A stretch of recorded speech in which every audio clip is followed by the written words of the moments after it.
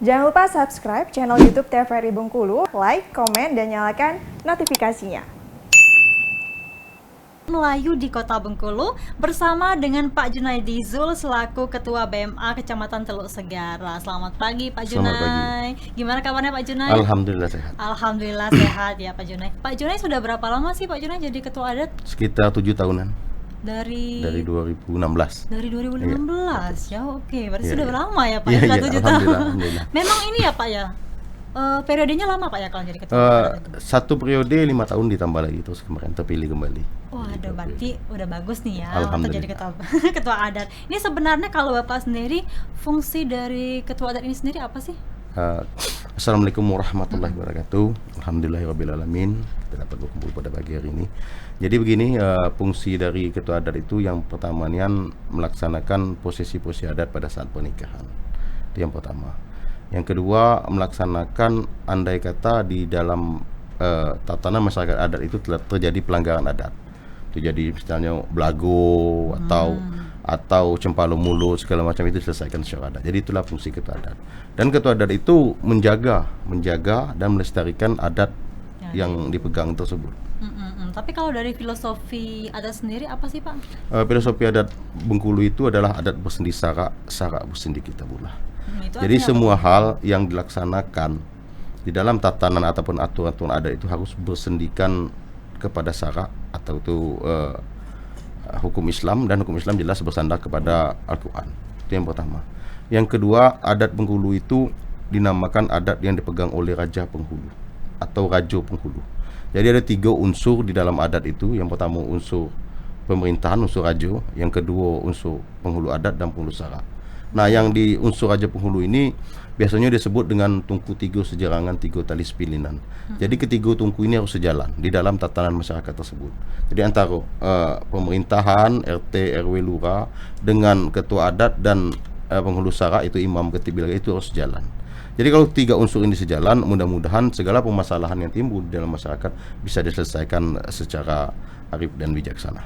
Kalau salah satunya tidak berjalan, namanya dampaknya sendiri Nah, apa? itu yang kalau salah satunya tidak berjalan, jadi terjadinya miskomunikasi ataukah tidak seayun selangkah, seandainya ada permasalahan repot jadinya. Jadi di sini peran ketua adat itu harus pacak-pacak membawa diri. Kalau bahasa Bengkulunya harus bisa komunikasikan dengan unsur raja, unsur pemerintahan, harus bisa mengkomunikasikan dengan hukum Bengkulu syarak. Itu harus pandai mengkomunikasikan segala hal. Tapi adat yang ada di Bengkulu ini termasuk adat yang kental Pak, masih dilestarikan hingga saat ini atau seperti apa Pak kondisinya? Kalau saya bilang kental terkadang tidak, dibilang tidak terkadang kental. Jadi di adat Melayu Kota Bengkulu itu sebagian besar masih melaksanakan, tapi sebagian kecil ya mungkin dianggap adat itu susah, mungkin banyak yang tidak mau menjalankan adat lagi. Nah, kalau dari adat Melayu sendiri perjalanannya masuk ke Bengkulu ini seperti apa sih Bapak? Karena kan ternyata Melayu ini bukan salah satu suku asli yang ada di Bengkulu ya, seperti itu. Ya, jadi begini. Jadi Bengkulu itu provinsi Bengkulu itu suku tertuanya suku Rejang. Tidak bisa kita pungkiri suku Rejang. Terus pada saat pernikahan antara Putri Gading Cepaka dan Maharaja Sakti, itu mulailah tatanan adat Melayu itu dibangun. Atau sekitar abad ke-16 atau ke-17. Nah, dikeluarkanlah pertama sekali kalau nggak salah tahun 1800, lupa saya, apa 836 itu pertama sekali hukum adat Melayu itu dikeluarkan. Nah, terciptalah masyarakat Melayu Kota Bengkulu itu. Jadi masyarakat Melayu Kota Bengkulu itu berdiam atau domisilinya itu tempat tinggalnya umumnya di daerah pesisir. Di pesisir Kota Bengkulu ini. Itulah Melayu Kota Bengkulu. Nah, kalau di pinggiran itu ada suku Lembah. Kalau di kota, untuk di kota ya suku Lembah. Jadi kalau untuk di Provinsi Bengkulu, suku Melayu itu bukan suku yang besar. Kalau Tapi untuk termasuk di suku asli yang ada di Bengkulu. ya, termasuk suku asli. Tapi kalau di Kota Bengkulu termasuk suku terbesar. Nah, itu kalau untuk di Kota Bengkulu termasuk suku terbesar. Oke, ini masuknya ke Bengkulu ini melalui perdagangan kah atau malah memang ada pendatang yang datang ke Bengkulu seperti itu, Bang?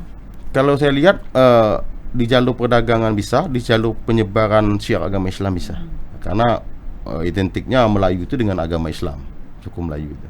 Oke, kalau dari awal sendiri asal usulnya berarti suku Melayu datang ke Bengkulu ini di tahun 1980-an ya Bapak ya? Enggak, di abad 16, 1600 sekian. 1600 sekian ya, Jadi pada saat mulai pembangunan Fort York, terus pindah ke Fort Marlborough, Nah, itu disitulah mungkin berkumpul masyarakat pendatang itu membentuklah suatu suku, yaitu suku Melayu Kota Bengkulu. Dan ini mayoritas di daerah pesisir. Daerah ya? pesisir, kebanyakan daerah pesisir. Kalau suku sekarang itu mayoritas penduduk suku asli Melayu itu di daerah mana Pak? Kalau di Kota Bengkulu?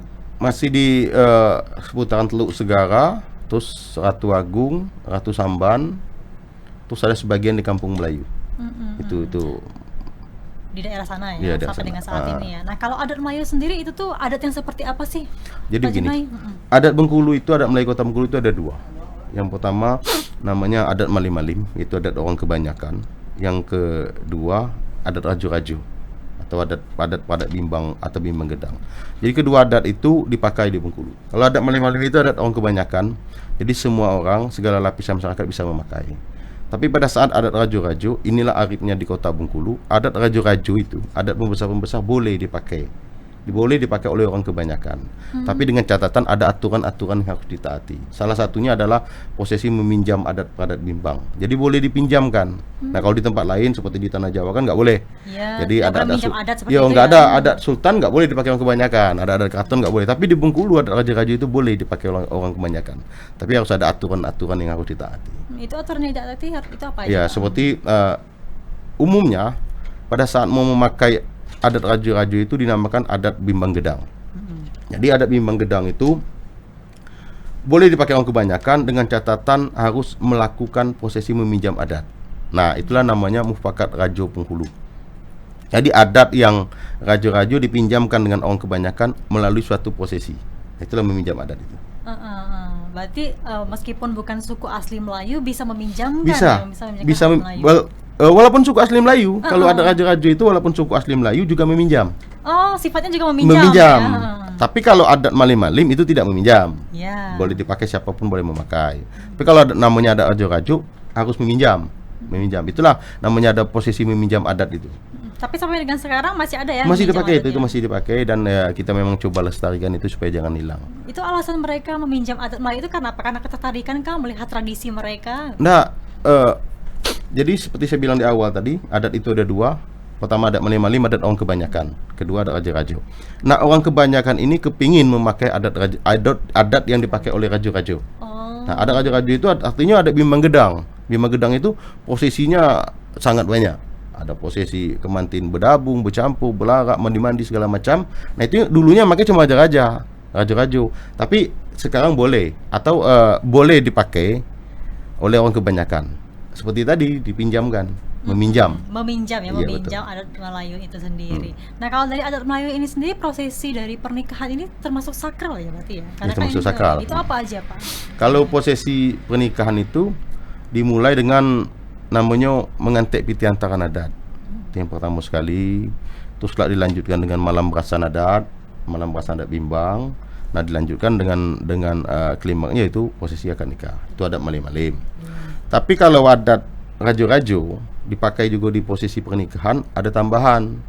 Itu tadi mengantar piti antaran adat, terus berasan adat, terus ada namanya berdabung, terus ada kemantin bercampur, pengantin belarak, kemantin mandi-mandi, terus Bimbang Gedang.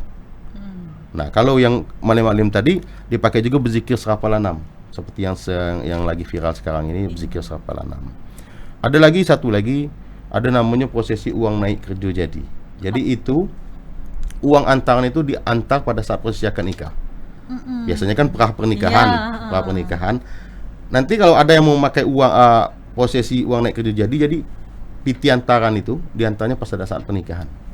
Jadi serempak, diantar pitis dulu, diantar uang dulu, baru dilaksanakan dengan posisi akad nikah. Seperti itu ya. Oke Pak Junai, kita jeda dulu Pak Junai. Nanti akan kita bahas lagi terkait dengan tema kita, yaitu adat Melayu di Kota Bengkulu. Pemirsa, kami akan kembali setelah jeda pariwara berikut ini.